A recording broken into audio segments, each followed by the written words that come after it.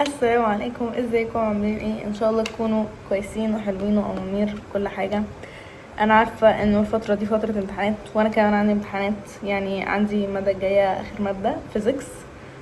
بس في شويه كده محتاجه اخد بريك، فقلت هصور فيديو في البريك ده.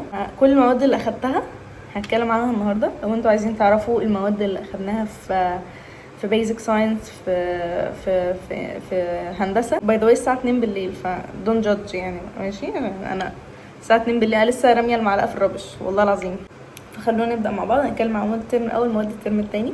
لو اي حد اليومين دول عاوز يعرف حاجات عن كليه هندسه، المواد اللي هناخدها في اول سنه، عايز تعرف معلومات عامه هم المهندسين بياخدوا ايه whatever، هتستفيدوا وهتستمتعوا ان شاء الله. وانا كمان بصراحه عايزه اقول لكم ان انا يعني حبيت السنه دي جدا ومتضايقه انها هتخلص.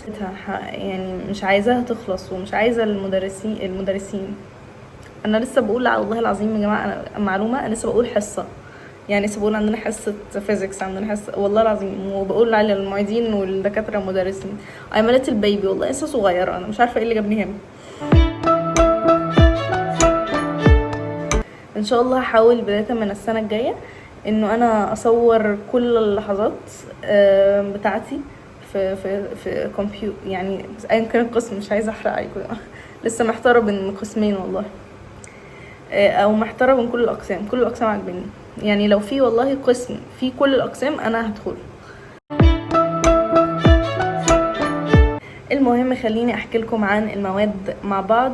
في الترم الاول احنا خدنا 6 مواد، انا كاتباهم هنا باي ذا واي عشان انا يعني ناسياهم. انا قعدت افتكر احنا كنا بناخد يوم الاحد وكنا بناخد يوم الاثنين وكده. فاول ماده خدناها في الترم الاول فيزيكس 1. وبجد انا كنتش اعرف ان انا لما اخلص فيزياء في ثالثه ثانوي واقول الحمد لله خلصت فيزياء مش هشوف وشها تاني، ادخل هندسه الاقيها في وشي يعني. ولا ومش فيزيكس 1 بس، فيزيكس 1 وفيزيكس 2 وتقريبا في فيزيكس 3. المهم يعني فيزيكس 1 كانت بتتكلم عن الفلويدز، وبتتكلم عن ارشميدس، وبتتكلم عن حاجات كتير قوي من اللي بناخدها كنا اخدينها في ثالثه ثانوي اوريدي. يعني بتتكلم عن جزء من الحاجات اللي كنا بناخدها في ثالثه ثانوي، مش كهربيه. اوكي، وكان فيها ثيرمال اكسبانشن، وكان فيها عارفين تنشن فورس واللي هي الاف بي رو في جي والرو في جي في اتش والحاجات الحلوه دي. كل ده كنا بناخده في الفيزيكس. كنا بناخده مع دكتور علاء خليل.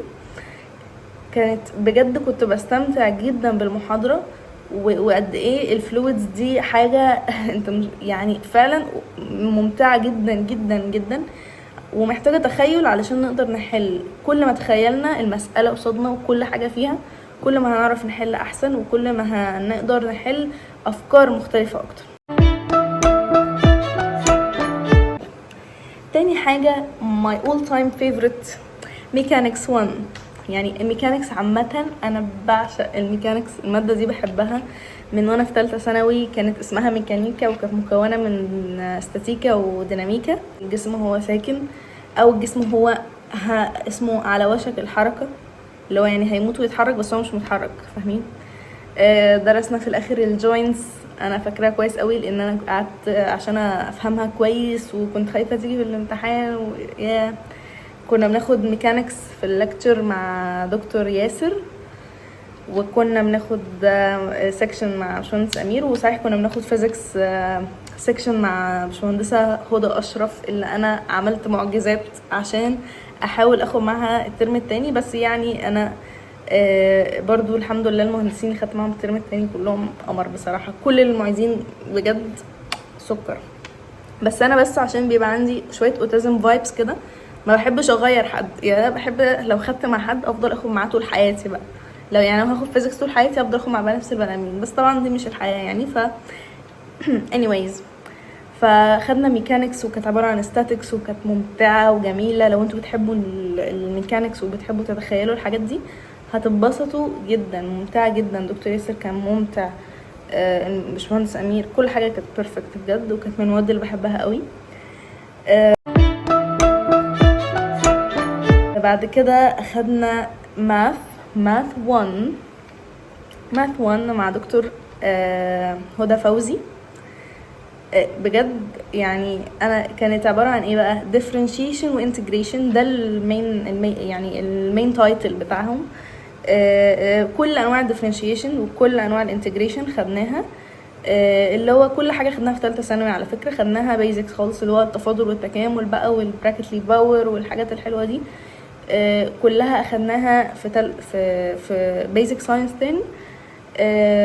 كانت ممتعه وجميله وبتاخدوا الحاجه بتعمق اكتر وبتفهموها سبحان الله بطريقه مختلفه، مع انه نفس الشيء، يعني انتوا نفس الكونسبت بس انتوا هتحسوا احساس مختلف، وفي نفس الوقت تحسوا ان انا كنت باخدها السنه اللي فاتت بطريقه معينه. لو انتوا فعلا تعبتوا في ثالثه ثانوي كنتوا هتلاقوا بيزك ساينس هتلاقوها مش صعبه، لان انتوا يعني انتوا اخذين الحاجه قبل كده، لسه اخدها السنه اللي فاتت.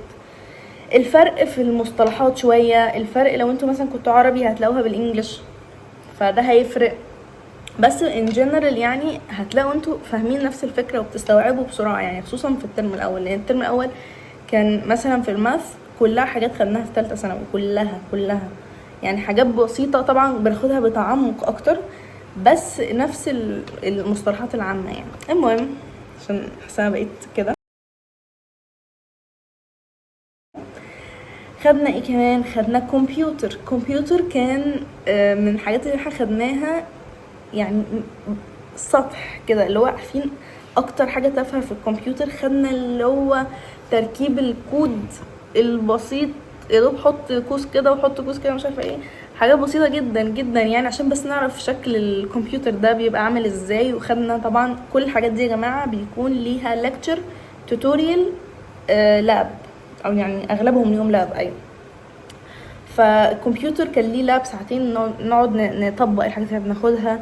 الفيزيكس كان ليه لاب، الميكانيكس ما كانش ليه لاب، ما فيش لاب في الميكانيكس يعني، بس كان في لاب في الماث، ماتلاب كان اسمه ماتلاب، بندرس برنامج ماتلاب انتوا عارفينه اللي بيبقى على اللابتوب او كده بندرسه. فالمهم نكمل الكمبيوتر ده، شوفوا هما بيدوكوا زي بوينت من كل حاجه كده، زي حاجه من كل حاجه تبتدوا تفتحوا دماغكم عشان تبتدوا تفتحوا دماغكم. نيجي بقى للمادتين اللي بعدهم. اول ماده هي الكريتيكال ثينكينج. كريتيكال ثينكينج يعني بالعربي التفكير المنطقي، كان بيعلمك انت كمهندس ازاي لما تبقى في مشكله تحل المشكله دي صح، ازاي لما تمانج، لو انت مثلا في موقع او انت مدير في مكان ازاي تدير الحاجات دي صح وتديرها باكتر طريقه سريعه، يعني ما نضيعش وقت في حاجات ملهاش لازمه ولا ان احنا ناخد قرارات غلط. كانت ماده تبان من بره نظري وملهاش لازمه وايه ده، وانا داخل هندسه عشان اخد فلسفه، يعني كنا نحسها فلسفه، لكن لا، هي بجد لو انت خدتها بشكل عملي هتلاقي ان هي كلها حاجات عمليه وكلها حاجات انت هتطبقها في المواقف ساعتها، يعني هي مواقف كلها انت هتعمل ايه في الموقف ده. بلس انه احنا اول برزنتيشن عملتها في حياتي قصاد يمكن كان يمكن 300 شخص، يعني لا مش 300، 150 شخص مثلا، وده كتير. كان في البرزنتيشن بتاعت الكريتيكال ثينكينج، يعني كانت بالنسبه لنا كبني ادمين يمكن اول كسر حاجز حصل في هندسه وفي حياتنا. انتوا اول مره تعملوا برزنتيشن بجد عن الاحساس اللي انتوا هتحسوه، خوف رهيب انتوا مش فاهمين جاي منين. طبعا بيختلف على حسب يعني انت طبيعتك، بس كلنا بلا استثناء كنا خايفين. معانا دكتور جميل جدا الصراحه وطيب جدا، دكتور احمد حموده، يعني كان من الدكاتره اللي احنا اكتشفنا على اخر السنه، انا شخصيا اكتشفت اخر السنه وكان طيب قوي بجد، يعني كان اكتر ماده والله العظيم بجد وحشني السكشن بتاعها الدروينج.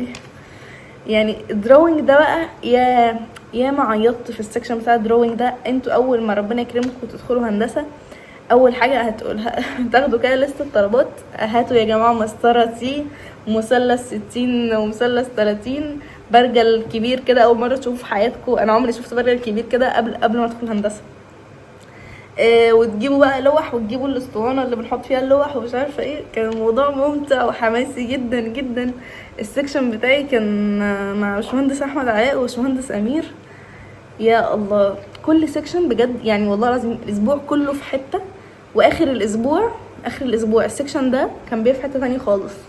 كنا كل المواقف وكل الحاجات كانت بتحصل في الدروينج. وانتوا لو ربنا رزقكم ودخلتوا دروينج انتوا هتعرفوا بجد اللي انا قصدي عليه ده. السكشن بيبقى انتوا متوترين، عايزين تعملوا الحاجه لازم تعملوها بدقه جدا. الدروينج بيعلمكم الدقه والصبر بشكل انتوا مش هتتخيلوه. والمعيدين تعبوا معانا جدا هما الاثنين بصراحه يعني. كان سكشن ممتع جدا جدا وفي ضحك وعياط. انا كنت كل سكشن بعيط وضحك. كنا ساعات بنقعد بجد احنا وقاعدين نضحك ضحك رهيب يعني. مادة جميلة وحشتني وانتوا هتحسوا بالاحساس ده لما تدخلوها ان شاء الله. وان شاء الله ربنا يرزق يعني الناس اللي عايزة تدخل الحاجات دي. ربنا اكيد هيعمل لكم الحاجة اللي تنفعكم والحاجة المفيدة ليكم في حياتكم. وانسب حاجة ليكم يعني انسب حاجة ليكم هي اللي هتحصل بدل انتوا تعبتوا وعملتوا اللي عليكم. فاللي هيحصل ان شاء الله ربنا هيعمله هو احسن حاجة المفروض تحصل لكم. واي حاجة تانية كانت مش هتكون مناسبة ليكم مهما كانت في نظركم حلوة والله العظيم. وكده اكون خلصت الترم الاول. دي مواد الترم التاني بقى وده اللي انا فيه دلوقتي. ولسه ما خلصناش، لسه اخر امتحان ان شاء الله يوم الاحد. فيزيكس 2 وهي اول ماده معانا في الترم الثاني. فيزيكس 2 خدت مع دكتور تاني غير دكتور علي خليل، دكتور مشاري. يعني مش عايز حد قصاده بيهزر وقاعد مش مهتم وهيفهم، لا، دكتور مشاري عاوز حد عاوز يفهم فهيفهم منه. هو دكتور مشاري بقى ما بيقعدش يزعق، ما بيقعدش يطرد، هو هادي كده وعاوز الناس اللي عايز تفهم هتفهم، هتركز معاهم هتفهم، هتسأله انما اللي قاعدين بيهزروا ورا او اي حاجه خلاص هم حرين. ما يعني كان مسالم جدا الحقيقه دكتور مشاري يعني. واخدت في السكشن مع باشمهندسه نادين. باشمهندسه شاطره جدا جدا يعني، بتحب الفيزيكس وبحس ان هي عينيها بتطلع نجوم وهي بتتكلم عن الفيزيكس بجد.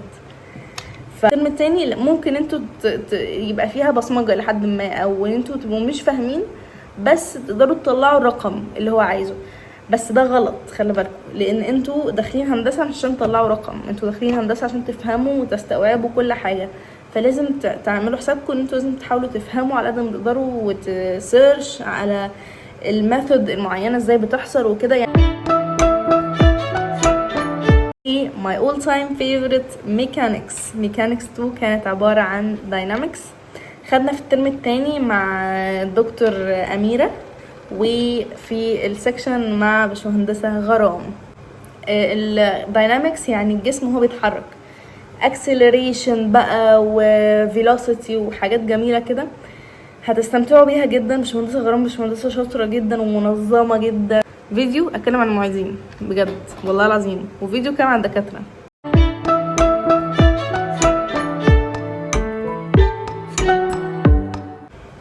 بعد كده ماث 2 خدنا ماث 2 كان من المواد الجميله، لان هي كانش لها علاقه لاول مره، كانش لها علاقه بثالثه ثانوي. يعني انتوا بتعتمدوا على الديفرنشيشن والانتجريشن بس، حاجات انتوا ما خدتوهاش بقى في ثالثه ثانوي او انا ما خدتهاش في ثالثه ثانوي. اللي هي ايه؟ خدنا حاجه اسمها partial differentiation اللي هو التفاضل الجزئي بالعربي يعني، والدبل انتجريشن. خدنا في النص حاجه كده بتاعه الفيكتورز، تحسوا ان هي ميكانكس في نفسها كده، جزء كده في النص في جريدينت ونجيب مش عارفه الكريتيكال بوينتس ولوكال اكستريما وحاجات كده. كانت ممتعه قوي بصراحه، حبيتها لان هي كانت حاجه جديده يعني، مش حاجه بعمل نفس الحاجه اللي كنت بعملها في ثالثه ثانوي، لا، حاجه مختلفه وجديده وكانت ممتعه بالنسبه لي. وخدت في السكشن باشمهندسه انجي، او ماي جاد، باشمهندسه انجي ومهندسين شاطرين جدا في الماث وفعلا يعني متمكنه جدا جدا جدا. وطبعا في اللكتشر مع دكتور هدى فوزي برضو زي الترم الاول. دكتور هدى فوزي كوين إليزابيث، مفيش كلام يعني، بجد مفيش كلام على دكتور هدى فوزي يعني. احنا حبنا ليها كان يعني انتوا مش متخيلين احنا بنحبها قد ايه بجد. وفي السكشن مع باشمهندسة انجي انا بقول ليه الاسماء عشان بحبهم قوي، يعني هم بالنسبه لي جزء من الماده وجزء من حياتي، جزء من الحياه حاليا. انا بقيت بحبهم، وانا لما بحب حد بامانه.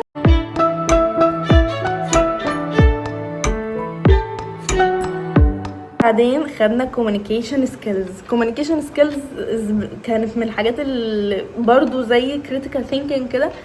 انتوا ممكن تتخيلوا ان هي فلسفة في نفسها او نظري، وهي بصراحة نظري. ايوه يعني مش هقول لكم لا مش نظري يا جماعة، هي نظري وصعبة بالنسبة لي عشان هي نظري، بس كانت مفيدة لانه فعلا في ناس محتاجاها، في ناس فعلا مش اجتماعية، في ناس مش راح تتواصل. انا منهم، ما بعرفش اتكلم مع الناس، ما بعرفش اقنع حد بحاجة، ما بعرفش ان انا اكون واثقة من نفسي في الكلام.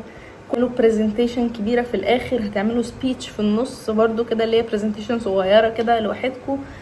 كل الحاجات دي لما تقفوا وتتكلموا قصاد حد كده كذا مرة هتزود ثقتكم بنفسكم. فرق انا واثقه في نفسي اكتر في الكلام، انا عارفه بقول ايه والبوينتس بتتقال ازاي، عارفه الباوربوينت شكله عامل ازاي، كل بوينت رايحه فين. واتعلمنا حاجات كتير، اتعلمنا ازاي نعمل باوربوينت مناسب ومنظم. ده عملناه في الاخر.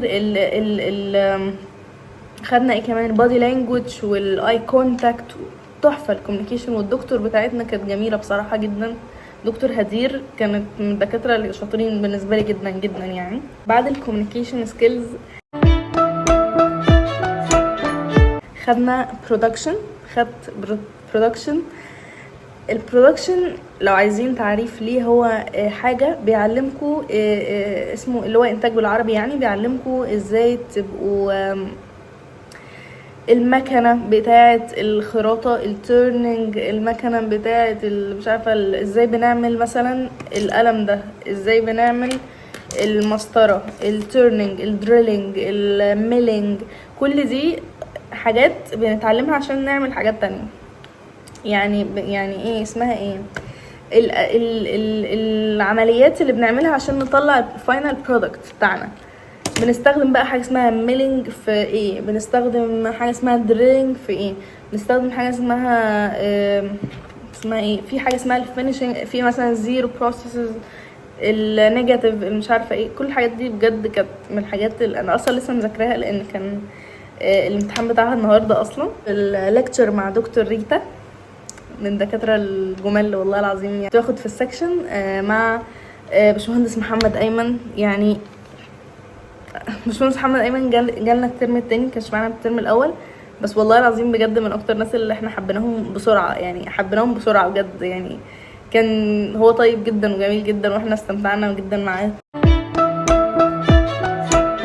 خدنا كيمستري. الكيمستري يس بناخد كيمستري في بيزك ساينس في هندسه. كانت ممتعه ولطيفه، اسمها انجينيرنج كيمستري تقريبا او حاجه كده، introduction to chemistry.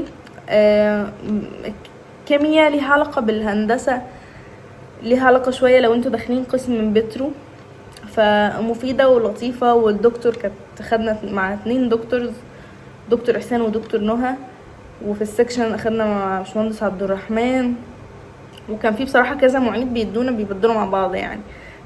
وخدنا في اللاب. كل حاجه كانت ممتعه، وكل حاجه كانت عمليه، وكل حاجه كانت لطيفه. يعني اللاب احنا كنا بنجمع جروب ونقعد نعمل حاجات معينه، وفي حاجات كنا نحطها على حاجات تطلع لنا الوان ومش عارفه ايه، نحط حاجات على بعض ونقلب ونلاحظ مش عارفه ايه اللي هيحصل. فكانت حاجه يعني بالنسبه لي سسبنس كده. او ماي جاد ثانيه واحده، هقول لكم على اخر ماده دلوقتي. البرسبكتيف والله العظيم يعني اكشلي هي ماده انا مش عارفه معناها بالعربي، بس انا هقدر اقول لكم هي انتوا بتعملوا بروجكت شبه شويه بروجكت اللي هتعملوه في التخرج مثلا بتاعكم، حاجه شبه كده.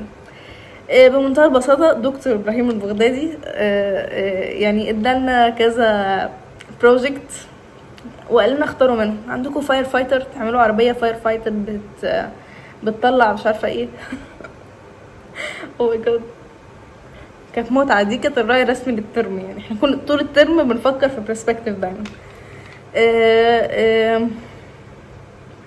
مش عارفه، احنا كنا بنعمل سمارت اريجيشن سيستم، سنسور بينزل يقيس التربه يقوم جاي حاطط ميه.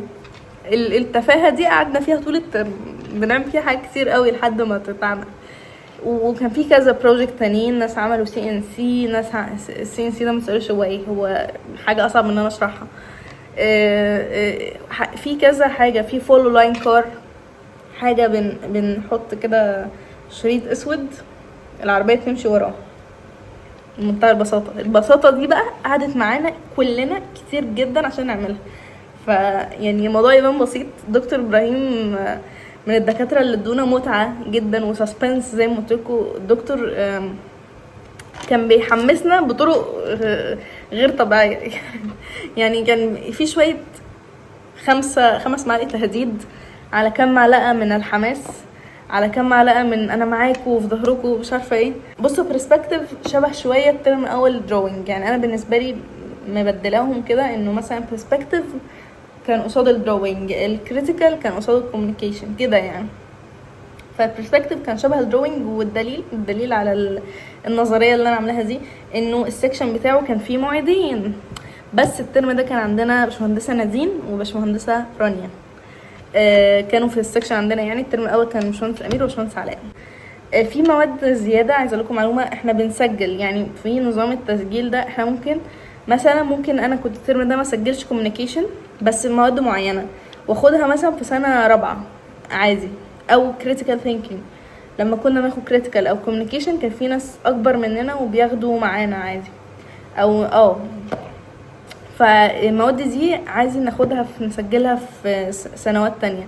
لكن في حاجات ما ينفعش ما نعديهاش، يعني مثلا ما ينفعش حد داخل كهرباء وهو مش معدي مثلا ماث 1، لازم يبقى معدي حاجات معينه. كمبيوتر اكيد لازم يبقى جايب يعني طبعا غير الجي بي اي وكل الحاجات دي، لازم جي بي اي معين وكل الحاجات دي يعني لازم تبقى موجوده. موضوع كبير وعميق. اللي انا قلتها لكم دي مواد ممتعه وهتستمتعوا بيها لو انتوا فعلا بتحبوا هندسه وبتحبوا الحاجات دي، يعني هتحسوا بمتعه كده في كل حاجه. واعتقد ان انا كمان عليه ان انا مستمتعه وانا بتكلم عن كل ماده يعني. كده خلصنا الفيديو بتاعنا. ان شاء الله هحاول اصور فيديوز اكتر واكلمكم اكتر عن حاجات كتير بقى في هندسه، في المذاكره، في اي حاجه يعني. وبس اتمنى عجبكم الفيديو، عجبكم اعملوا لايك وشير وسبسكرايب. بس باي باي.